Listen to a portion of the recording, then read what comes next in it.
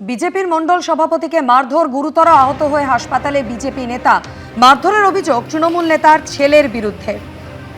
ঠিক কি ঘটনা ঘটেছে, কি অভিযোগ, আরো বিস্তারিত জানাবেন প্রতিনিধি সোমনাথ মিত্র আমাদের সঙ্গে রয়েছেন। সোমনাথ। হ্যাঁ মাধুরী, দেখো এমনই একটা অভিযোগের ঘটনা সামনে আসছে। তারকেশ্বর ব্লকের বিজেপি মণ্ডল সভাপতি সাহেব মাঝি, তাকে মারধর করা হয়েছে এমনই অভিযোগ তিনি তুলেছেন। তারকেশ্বরের তালপুর গ্রাম পঞ্চায়েতের উপপ্রধান শেখ শাহ আলম তার ছেলে শেখ আজাহারের বিরুদ্ধে, এবং তার যেটা দাবি, তিনি গতকাল সন্ধ্যায় বাড়ি থেকে বেরিয়ে রাস্তা দিয়ে যাচ্ছিলেন, তখন তার সাথে বচসায় জড়িয়ে পড়ে অভিযুক্ত শেখ আজাহার, এবং এই বচসা থেকেই বিজেপি নেতাকে মারধর করে অভিযুক্ত শেখ আজাহার। এরপর গুরুতর আহত হয়, তাকে হাসপাতালে নিয়ে যাওয়া হয়। সেখানে বিজেপি নেতাকর্মী তারা উপস্থিত হয়, এবং তিনি যেটা দাবি করেছেন এবং বিজেপি নেতৃত্ব যেটা দাবি করেছেন যে শুধুমাত্র বিজেপি হওয়ার কারণেই তার উপরে আক্রোশে হামলা চালিয়েছে এই অভিযুক্ত শেখ আজাহার। এবং এই ঘটনার পর পরিবারের পক্ষ থেকে থানায় অভিযোগ দায়ের করা হয়েছে, এবং পুলিশ জানিয়েছে প্রাথমিক তদন্তের ভিত্তিতে অভিযুক্ত শেখ আজাহারকে গ্রেপ্তার করা হয়েছে। যদিও এই যে অভিযোগ, বিজেপির পক্ষ থেকে যে অভিযোগ করা হয়েছে, সেই অভিযোগ অস্বীকার করেছেন অভিযুক্তের পরিবার। এবং অভিযুক্ত শেখ আজাহার তার বাবা, যিনি তালপুর গ্রাম পঞ্চায়েতের প্রাক্তন উপপ্রধান ছিলেন, তিনি মারধরের ঘটনা সম্পূর্ণ অভিযোগ করেছেন, এবং তিনি দাবি করেছেন তার ছেলেকেই মারধর করেছে বিজেপির কর্মীরা।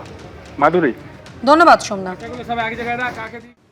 ফলতায় পুনর্নির্বাচনের আগে ময়দান ছেড়ে কার্যত পালালেন তৃণমূল প্রার্থী জাহাঙ্গীর খান। বিধানসভা ভোটে তৃণমূলের ভরাডুবির পর এবার ভেঙে পড়ল ডায়মন্ড হারবার মডেল, আর এ নিয়ে খোঁচা দিয়েছে বিজেপি। তৃণমূল বিধায়ক কুণাল ঘোষ ইঙ্গিতপূর্ণভাবে বলেছেন এটা ডায়মন্ড হারবার মডেল এলাকা এরিয়ার অন্তর্গত। ব্যাপারটা অভিষেক বন্দ্যোপাধ্যায় বলতে পারবেন। আমি কংগ্রেস থেকে নিজেকে দূরে সরিয়ে ফলতায় উন্নয়নের স্বার্থে। একটা সময় তার দাপটে ফলতায় বাঘে গরুতে একঘাটে জল খেত, কিন্তু রাজ্যে পালা বদলের সঙ্গে সঙ্গে বদলে গেল ফলতার ছবিটাও। এবার সেখানে পুনর্নির্বাচনের দুদিন আগেই ভোটের ময়দান ছেড়ে পালালেন সেই একদা দোর্দণ্ড প্রতাপ নেতা ও তৃণমূল প্রার্থী জাহাঙ্গীর খান। বিধানসভা ভোটে তৃণমূলের ভরাডুবির পরই ভেঙে পড়ল diamond Harbour model. Diamond Harbour যেতে রাস্তায় প্রতি ল্যাম্পপোস্টে দেখতাম একজনের ছবি দেয়া, তার নিচে লেখা থাকতো এবি ঝুঁকেগা নেই। তিনি টুইট করে ভারতের রাষ্ট্রযন্ত্রকে, ইউনিয়ন অফ ইন্ডিয়াকে চ্যালেঞ্জ করেছিলেন যে ডায়মন্ড হারবার মডেলকে হারিয়ে দেখা। এখন তারাই রণে ভঙ্গ দিচ্ছে। ফলতা বিধানসভা কেন্দ্রটি ডায়মন্ড হারবার লোকসভা কেন্দ্রের অন্তর্গত, আর ডায়মন্ড হারবারের সাংসদ তৃণমূলের সর্বভারতীয় সাধারণ সম্পাদক অভিষেক বন্দ্যোপাধ্যায়। জাহাঙ্গীর তার অত্যন্ত ঘনিষ্ঠ বলে পরিচিত। সেই জাহাঙ্গীর যেভাবে ভোটের আগে ময়দান ছেড়ে পালালেন, তাতে ডায়মন্ড হারবার মডেলের কঙ্কালসার চেহারাটাই সামনে চলে এলো। সিপিএম নেতা সুজন চক্রবর্তী সোশ্যাল মিডিয়ায় লিখেছেন, ফলতা বিধানসভা আমি এবং আমরা প্রচার করে এলাম। বিজেপির প্রচারে ওদের মুখ্যমন্ত্রী, রাজ্য সভাপতি গেলেন, কিন্তু তৃণমূলের 8 লাখি সাংসদ কোথায়? পিসির বাড়ির গণ্ডিতেই আশ্রয়। হাজারো পুলিশের কনভয় নেই বলে এখন গর্তে ঢুকে। এ যাই কি ভাইপোর বাহুবলী নেতাগিরি এবং অপরাধের ডায়মন্ড হারবার মডেল? অতীতে বিভিন্ন সময়ে বারবার অভিষেক বন্দ্যোপাধ্যায়ের মুখে শোনা গেছে ডায়মন্ড হারবার মডেলের কথা। গর্ব করে বলতে পারি what diamond Harbour things today, rest of Bengal things tomorrow. বাংলার বিভিন্ন প্রান্ত নয়, ভারতবর্ষের একাধিক জায়গায় এই ডায়মন্ড মডেল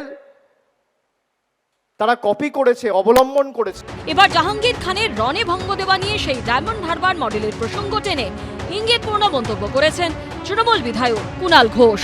এটা ডায়মন্ড হারবার মডেল এরিয়ার অন্তর্গত, ফলে এখানে অভিষেক বন্দ্যোপাধ্যায়, তিনি মাননীয় সাংসদ, বিপুল ভোটে ওখানে জিতেছিলেন। নিশ্চয়ই তিনি বিচার বিশ্লেষণ করছেন, ও ব্যাপারটা উনি বলতে পারবেন। বিধানসভা ভোটে ফলতায় ব্যাপক কারচুপির অভিযোগ সামনে আসে। জেনারেল অবজারভার ও অন্যান্য অফিসাররা মিলে স্ক্রুটিনি করেন, জমা পড়ে রিপোর্ট দেখে নির্বাচন কমিশন জানায় ফলতা বিধানসভার 285টি বুথের মধ্যে 60টি বুথে ভোট চলাকালীন বেনিয়ম ধরা পড়েছে। সিসিটিভি ফুটেজে অনেক বুথে একসঙ্গে অনেককে ঢুকতে বেরোতে দেখা গেছে। বহু বুথে সিসিটিভি ফুটেজও মেলেনি। 13টি বুথের ফুটেজে ব্যাপক গরমিল দেখা গেছে। এর পাশাপাশি কোথাও ইভিএমে কালো টেপ লাগিয়ে দেওয়া, কোথাও ইভিএমের বোতামে আতর লাগানোর মতো অভিযোগও ওঠে তৃণমূলের বিরুদ্ধে, যার ভিত্তিতে নির্বাচন বাতিল করে নতুন করে ভোটের সিদ্ধান্ত নেয় নির্বাচন কমিশন।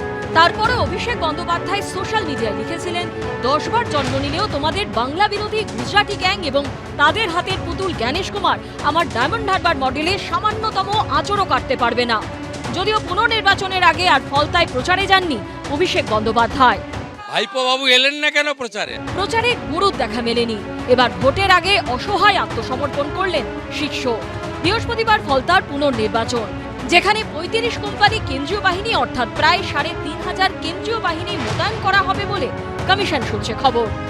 পার্থপ্রতিম ঘোষ, সন্দীপ সরকার ও উজ্জ্বল মুখোপাধ্যায়ের রিপোর্ট, এবিপি আনন্দ। কালীঘাটে মমতা বন্দ্যোপাধ্যায়ের ডাকা বৈঠকে উঠে এলো জাহাঙ্গীর প্রসঙ্গ। সূত্রের খবর, মঙ্গলবারের বৈঠকে 2 তৃণমূল বিধায়ক প্রশ্ন করেন জাহাঙ্গীর খানকে কেন দল থেকে বহিষ্কার করা হবে না। উত্তরে মমতা বন্দ্যোপাধ্যায় বলেন, এই ধরনের সিদ্ধান্ত নেওয়ার আগে জাহাঙ্গীরের উচিত ছিল অভিষেক বন্দ্যোপাধ্যায়ের সঙ্গে কথা বলা। সেই সঙ্গে এদিনের বৈঠকে একাধিক কর্মসূচিরও ঘোষণা করে তৃণমূল, আর জানিয়ে কটাক্ষ করতে ছাড়েনি বিজেপি। পুনর্নির্বাচনের দুদিন আগে ময়দান ছেড়ে পালিয়েছেন তৃণমূল প্রার্থী জাহাঙ্গীর খান, আর সেদিনই খোদ মমতা বন্দ্যোপাধ্যায়ের ডাকা বৈঠকে তৃণমূলের 2 বিধায়ক প্রশ্ন তুললেন জাহাঙ্গীর খানকে কেন দল থেকে বহিষ্কার করা হচ্ছে না। যে 2 তৃণমূল বিধায়ক এই প্রশ্ন তোলেন তারা হলেন ঋতব্রত বন্দ্যোপাধ্যায় এবং সন্দীপন সাহা। বৃহস্পতিবার দক্ষিণ 24 পরগনার ফলতায় পুনর্নির্বাচন রয়েছে, কিন্তু তার 48 ঘন্টা আগেই ময়দান ছেড়ে পালিয়েছেন স্বঘোষিত পুষ্পা অর্থাৎ তৃণমূল প্রার্থী জাহাঙ্গীর খান। ফলতা বিধানসভা কেন্দ্রটি ডায়মন্ড হারবার লোকসভা কেন্দ্রের অন্তর্গত, যেখানকার সাংসদ তৃণমূলের সর্বভারতীয় সাধারণ সম্পাদক অভিষেক বন্দ্যোপাধ্যায়। জাহাঙ্গীর খান তার ঘনিষ্ঠ বলেই পরিচিত, কিন্তু ফলতার পুনর্নির্বাচনের আগে সেখানে প্রচারে যাননি অভিষেক বন্দ্যোপাধ্যায়। এই প্রেক্ষাপটে মঙ্গলবার অভিষেক বন্দ্যোপাধ্যায়ের উপস্থিতিতেই মমতা বন্দ্যোপাধ্যায়ের ডাকা বৈঠকে জাহাঙ্গীর খানের বহিষ্কারের দাবি তোলেন তৃণমূল বিধায়ক ঋতব্রত বন্দ্যোপাধ্যায় এবং সন্দীপন সাহা।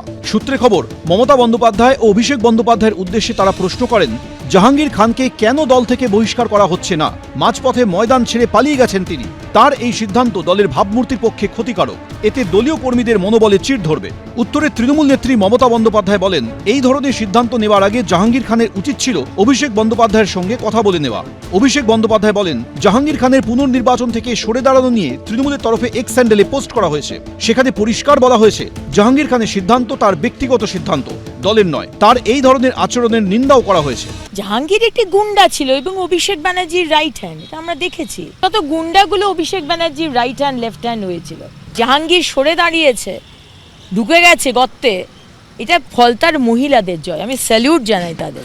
এবারের বিধানসভা ভোটে ধরাশায়ী হয়েছে তৃণমূল, তারপরই দলের বিরুদ্ধে মুখ খুলতে শুরু করেছেন তৃণমূলের বহু নেতা। সূত্রে খবর, মঙ্গলবার কালীঘাটের বৈঠকে সেই বিষয়টিও উঠে আসে। সূত্রে খবর, বৈঠকে কুণাল ঘোষ, ঋতব্রত বন্দ্যোপাধ্যায়, সন্দীপন সাহার মতো বিধায়করা বলেন, এখন দলের যা অবস্থা তাতে মন খুলে কথা বলতে দিতে হবে সকল নেতাকর্মীদের। এই পরিস্থিতিতেই তো দলের নেতাদের মাঠে নামা উচিত, কর্মীদের পাশে দাঁড়ানো উচিত তাদের। দলের নেতারাই যদি ঘরে বসে থাকেন তাহলে কর্মীদের মনোবল ফিরবে কিভাবে? দল তার অবস্থান জানিয়েছে, এটা সম্পূর্ণ তার নিজের সিদ্ধান্ত, এটা দলের সঙ্গে আলোচনা না করে নিয়েছেন। এ বিষয়ে দল যা বলার অফিসিয়ালি পোস্ট করে বলেছে। যেদিন সরে দাঁড়ানোর শেষ দিন ছিল নির্বাচন কমিশনের ইস্যু করার ডেট, সেই দিন যদি সরে দাঁড়াতেন তাহলে সরে দাঁড়ানো হতো। কুকুটিন বাদশা ছিল হচ্ছে এইসব লোকেরা, এবং সারা পশ্চিমবঙ্গে 15 বছরে তৃণমূলের আমলে বহু এরম লেয়ারই তৈরি হয়েছে, যেখানে কোনো না কোনো হুমায়ুন, বাবর, জাহাঙ্গীর, শাহজাহান, আলমগীর এরা শাসন করত। সূত্রে খবর, আগামী দিনে কোন পথে এগোবে তৃণমূল, কি কর্মসূচি নেওয়া হবে সে ব্যাপারেও আলোচনা হয় বৈঠকে। তৃণমূল সূত্রে খবর, আগামী দিনে রাজ্য জুড়ে একাধিক স্টেশনে হকার উচ্ছেদের প্রতিবাদে পথে নামবে তৃণমূল। বৃহস্পতিবার জীবন জীবিকা রক্ষা কমিটির ব্যানারে হাওড়া, শিয়ালদা, বালিগঞ্জ স্টেশনের সামনে সভার আয়োজন করা হবে। ভোট পরবর্তী সন্ত্রাসের অভিযোগেও পথে নামতে পারে তৃণমূল। বুধবার বিধানসভা চত্বরে আম্বেদকরের মূর্তির নিচে অবস্থানে বসতে পারেন তৃণমূলের বিধায়করা, কিন্তু ভরাডুবির পর এই ওষুধে কি কাজ হবে সেটাই দেখা। আসাবুল হোসেন, এবিপি আনন্দ, কলকাতা। এবিপি আনন্দ, এগিয়ে থাকে, এগিয়ে রাখে।